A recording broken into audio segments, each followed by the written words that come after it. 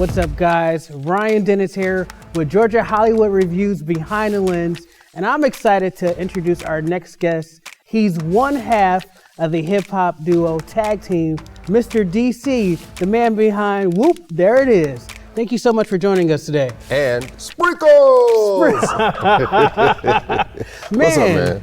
Thank you so much for joining us today. I'm so excited to kick off this new season. Good. You are our very first guest. So I want to dive all the way into it. We all know the hit, Whoop, There It Is. It came out in '93, but it's back like never before. I'm seeing it on commercials. How does it feel, man?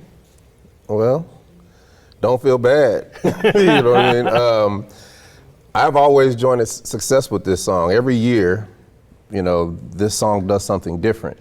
It might not gain the notoriety in different circles, but every year it's in a commercial, it's in a movie, and the checks keep coming, right? And I'm the type of person where I realize that no one's gonna ever give me anything, so I hustle, right? And that's what I love to do, and it's my responsibility to get my money, not anyone else's. So me and Steve have worked very hard over the years to just hustle, take opportunities and turn them into other opportunities. One of my guiding principles is you take one opportunity and turn it into 10.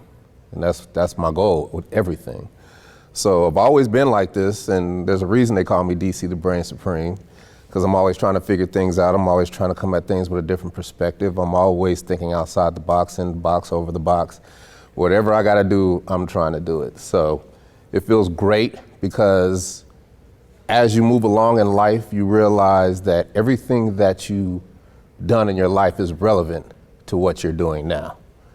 And all that hard work that we put in is bearing fruit now. You don't know when a seed is gonna grow. See, most people see this whole entertainment industry as a quid pro quo, and it's not that. You know, you don't plant a seed, sit down and be like, oh, okay, seed, grow. I need this seed to grow. This seed don't grow, I quit. See, we all know people like that, and it doesn't work like that. You plant that seed and keep it moving. I play offense. And 29 years ago, we planted a seed called Whoop, There It Is, and now it's a sequoia. It ain't going nowhere. Man, let's go back to that. 1993, to a hit that everyone knows and loves. How did it all come about? And it only could have happened right here in Atlanta. Actually, that's true. Because I went to school at Sac State. We're both from Denver, and Steve moved down here. And I was contemplating what I was gonna do after college, and came down here, and Steve took me to a club called Magic City. And Magic City. And I had $500 in my pocket.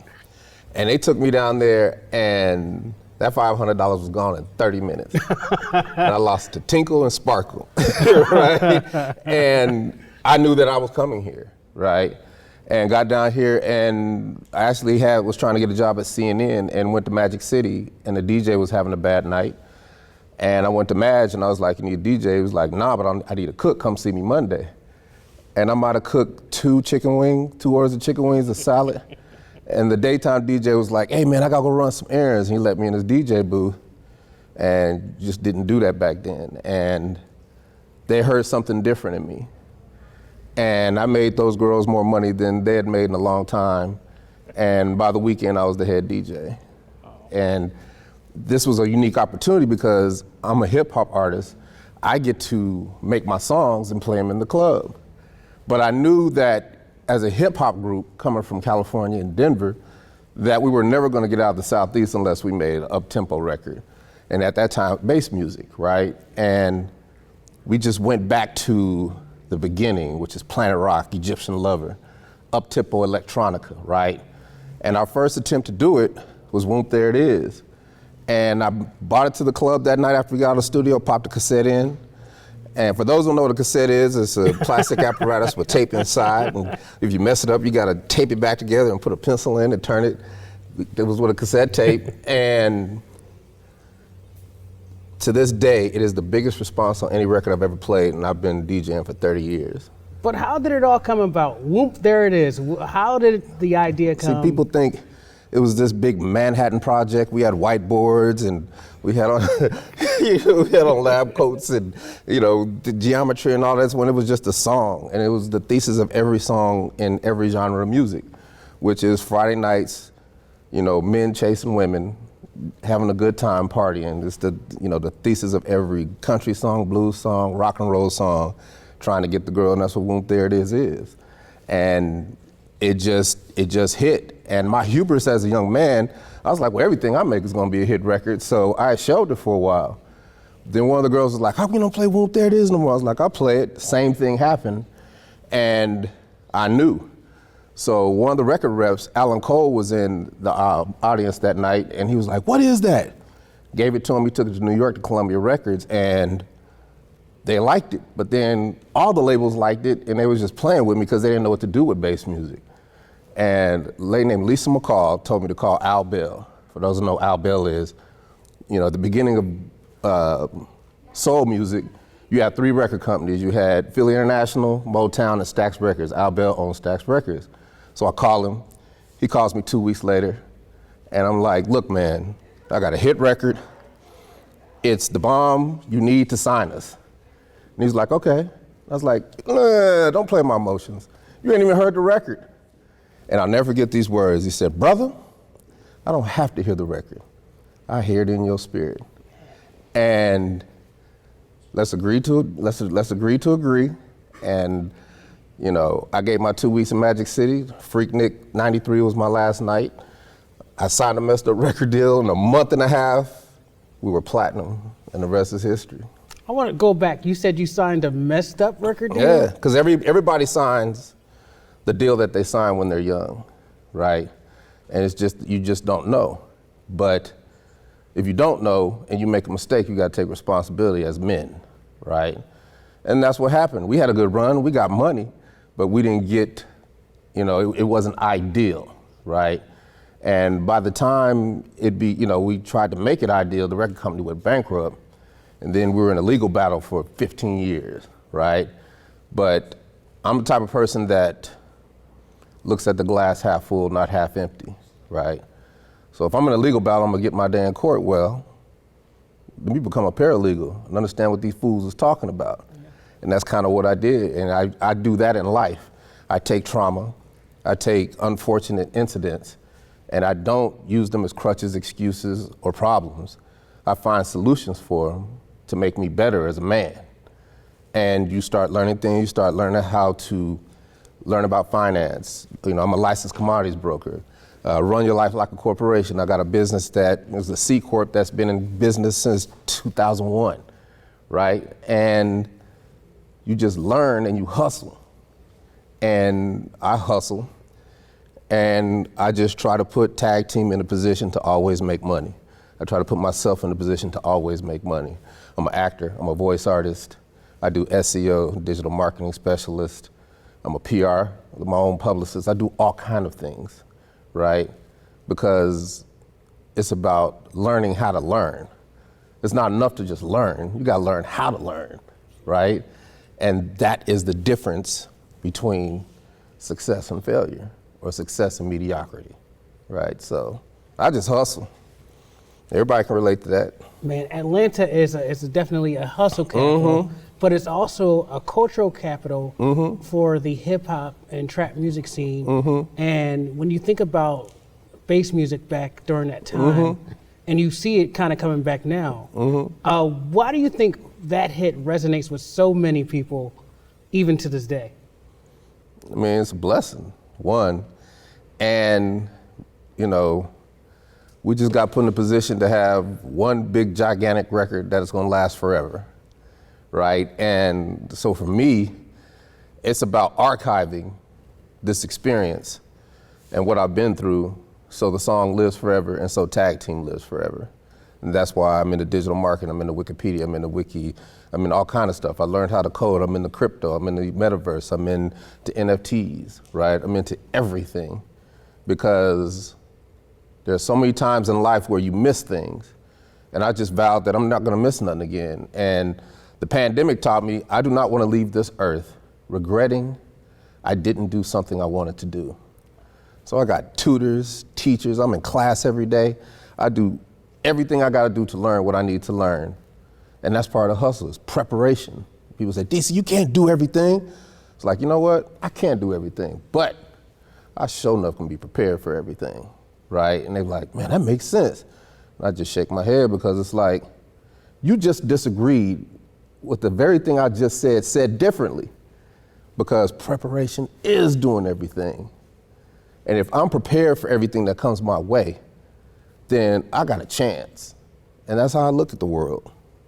Absolutely. Now, since our theme is behind the lens, I want to go into how you started doing these voiceovers. What made you launch into that path? It's funny because in life, people always dwell on the missed opportunities or the mistakes they've made. And I was the same way. For the longest time, I beat myself up because in 1994, I'm in the deep bowels of Disney, and I'm teaching Mickey Mouse and Minnie Mouse how to rap. The husband and wife team of Mickey Mouse and Minnie Mouse, and I'm teaching them how to rap. But little did that I know that started my voiceover career because they taught me about animation. But at that time, I was Whoomp, there it is. My mind wasn't right. I was a star. I was like, cool, anyway. And I beat myself up for years, right? And 96, I'm in the office of New Line Cinema, brand new. And the guy's like, man, we might want to cast you for this movie. The leads are LL Cool J and Wesley Snipes. It's a vampire movie called Blade. I'm like, yeah, call my agent, right? And I beat myself up for years because I could have been there. But my Aunt Judy told me this. She said, sometimes in life, you're just not ready, and that's okay. And voiceover came back around because as the clubs, I was doing all the radio commercials. Acting came around because I was doing all the television and stuff for the places that I was at. So I started voiceover in 2009, flying to New York, flying to LA, New York with Joan Baker and Rudy Gaskins of Sovis, and then in LA with Denise Woods, who's a speech, a dialect coach, and they put me on game. And it was hard because I thought I could just whoop, there it is, my way through anything. And it took me a long time to get good at voiceover. Same thing with acting. Acting, I started in 2017. And I was like, I'll never be able to do this. But sometimes in life, you just gotta go through it. And I went hard, and I went through all the coaches in Atlanta, from Natalia Livingston to Barbara Divasek to just everybody. They all know who I am, and I put in the work. And you gotta put in the work, but you also gotta do that extra hustle as far as promoting yourself, as far as just doing the work and getting better day by day. And, I am one that will join an organization because organizations are filled with people who've been doing it 10, 20, 30, 40 years that can't wait to put you on game, right? So that is my life, trying to take these opportunities that I'm blessed with and turn them into 10, and then turn them into 10. And then you realize that there is so much out there for you, you can't even get to it all. And that's what life is about. And that's what gets me waking up every day, because I know there's money out there for me. So for our audience that doesn't know some of the projects that you've been working on, tell us about some of the things that you've been doing on screen and behind the scenes as a voice actor. Well, voice, I've done a lot of local stuff, Grady Hospital, Habitat for Humanity. I do a lot of ADR. I just recently did a Tyler Perry House of Pain, where I was the city councilman in the TV. That's what ADR is. And then acting, Dynasty, movie called My Corona Shot in the Coronavirus, Mediator, games people play on BET. I got P-Valley coming. I got about 3 I can't talk about because of non-disclosure agreements. So can you talk about P-Valley? No, I can't talk about P-Valley. I shouldn't even say P-Valley, right? So I put in the work, and it's coming back around, and now I'm booking. And you just gotta put in the reps, right? You gotta get with your fellow actors, and y'all gotta work together, and y'all gotta get each other better. Nobody's gonna give you anything. And people think that these casting directors and everybody that's in a position of power is against them, and they're not. Casting directors wanna see you win. Talent agents wanna see you win, but they're not gonna go to bat for you if you're not putting in the work, and they can tell if you're putting in the work or not. So I let them see me hustle, and they all see me hustle. Every casting director in the city knows who I am. Every talent agency in the city knows who I am. Not because of Whoomp, there it is, because I let them see me hustle, going to every workshop, every intensive, showing up in everybody's class. I crashed Brian Beagle's class. He was like, I got too many people in this class, what's going on? I was like, I just tried my luck. He was like, nobody's ever crashed my class. I was like, hey man, I'll pay. I don't care, I need the knowledge, right? But people respect you when they see you hustle. And that's all I be trying to tell people. Let them see you hustle, don't be asking for stuff. Nobody's gonna give you anything. You gotta hustle. So, you know, oh yeah, I did a commercial for Geico called Scoop There It Is, right? And let's talk about that. Yeah. You know, when I saw that commercial, I just burst out laughing because I started seeing it everywhere. And for me, it was like right smack dab in the pandemic. And then it gave me a good feel of nostalgia. And like I said, that hit is timeless. How did that experience come about? So for me, to me, it goes back to 2011. Everybody thought Barack Obama was in our video, music video. So I was getting calls from the New York Times and Wall Street Journal. We did press for like 2 weeks. And at the end of that 2 weeks, I was upset because I didn't have no money in my pocket. And that was because I didn't have a web presence. And that's what started my SEO career, search engine optimization, digital marketing. And I vowed that that'll never happen again. And I set off on that journey. And back then you type in tag team, it was all wrestling. You type in tag team today, it's all tag team. Fast forward 2020 September, I get a call from Lena from the People Store, who's my agent in Atlanta. It's like, DC, you booked a Geico commercial. I was like, come on now, you're playing with my emotions, Smokey. I haven't even auditioned for a Geico commercial. She was like, no, DC, they wanted tag team. I was like, oh, went and checked the tag team phone, and sure enough, message from Geico. We want to put you guys on. And I was like, word. And I let them make the deal with my agent. And you talk about synergy, and it's the most lucrative, biggest deal we've ever made. And those tentacles are still, you know, thriving today because I don't just do things, I infiltrate and I've developed relationships. And the people at Geico, the people at the Martin Agency, they just won Marketing Agency of the Year for 2 years in a row. And we just won Commercial of the Year. Adweek magazine, the biggest trade of the year. I mean, biggest trade in the industry. So. Bigger than the gecko. Hey man, I ain't gonna say that, but we get the Geico commercial, but then now the hard work starts because I'm an actor. I'm not just gonna show up and be like, what we doing? I'm like, I gotta come in this with some things. I said, I'm gonna come with them. Yeah, I gotta come in this, I gotta be prepared. So I came in with 6 or 7 things. Went to the director, I was like, you know, during our fitting, I was like, I got some ideas, like, whatever you want to do, DC. I was like, well, I wanted to get a spin and scoop, but I couldn't find nobody to make it.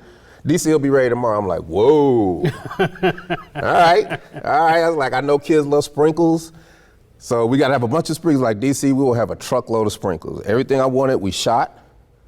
We shot all day, and they couldn't believe our energy because that's what we do. Tag team is a party. The first line of Whoomp There It Is party people. That's what I do. I've been a DJ all my life.